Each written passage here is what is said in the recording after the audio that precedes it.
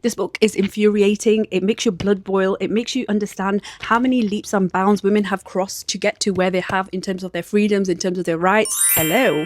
Welcome to a reading update for The Handmaid's Tale by Margaret Atwood. I've heard so much about it and I think it's one of those classics that has stood the test of time. And I felt a little intimidating picking it up, but having got through the majority of the book, I still have around 20 pages left, which I'm really reluctant to finish because I'm enjoying this book so much that I don't want it to end. For someone who's not really a fan of dystopian fiction, I really enjoyed reading this book. This book is set in the Republic of Gilead, which is in the United States. The state is being led by a certain set of rules based on a religious ideology. Women only have one purpose, and that purpose is to breed. This is the first book that I've read by Margaret Atwood, and I have to say that she has this ability to put you in the character's world so effectively that you feel as though these injustices are actually happening to you. Margaret Atwood wrote this as speculative fiction, which means that she's predicting what is going to happen in the future. There's a lot of it that's still relevant today. She has said herself that anything that she has portrayed in this book is nothing that hasn't ever happened in the world at some point. What she's able to do is show what would happen to women if their liberties were taken away from them. I'd love to hear a male perspective on this book, but reading it as a woman, it felt really suffocating. It felt claustrophobic. One of the things that really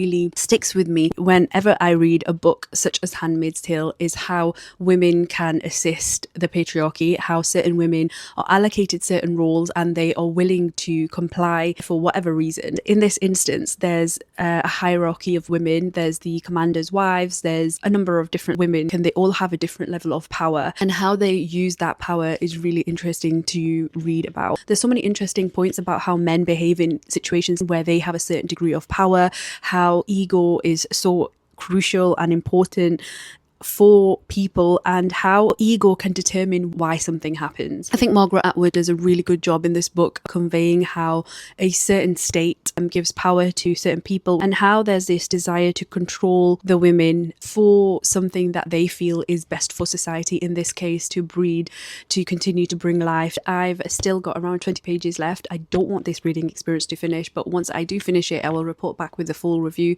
So far, I just felt as though I needed to express everything that this book has made me feel, because often when you finish a book you focus so much on the ending, and I'm trying to do more reflections on the books that I'm reading as I'm reading them, because I like to see how I felt throughout the book as well as what I felt right after I completed the book. I've heard amazing things about the ending of this book and the historical notes at the end, so I'm really looking forward to reading that. If you've read this book, I'd love to hear your thoughts. So that's my reading update for The Handmaid's Tale by Margaret Atwood. Thank you so much for watching, and let me know what you thought of this book in the comments.